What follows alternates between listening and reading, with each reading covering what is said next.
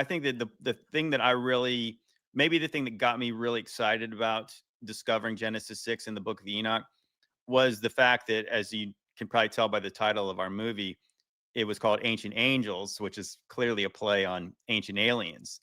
And so before I ever really got into conspiratorial content or making content, period, I was watching that show on the History Channel. And as a Christian and a Bible believer, I didn't believe in aliens.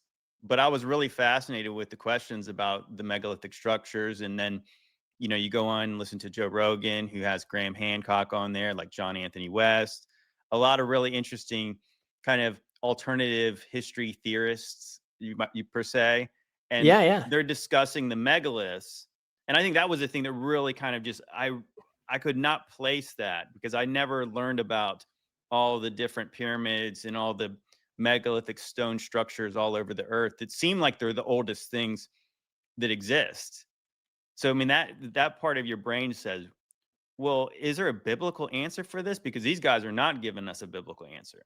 They're talking about things that happened before the last ice age and tens and 20 and 26,000 years ago and potentially longer back than that.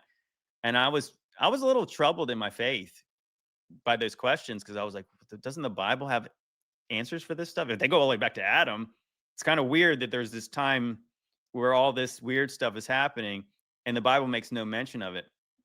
But then I started to connect the dots between, yeah, if you read the book of Enoch, it does mention that these watchers, besides taking wives of the daughters of men, they taught men all kinds of technology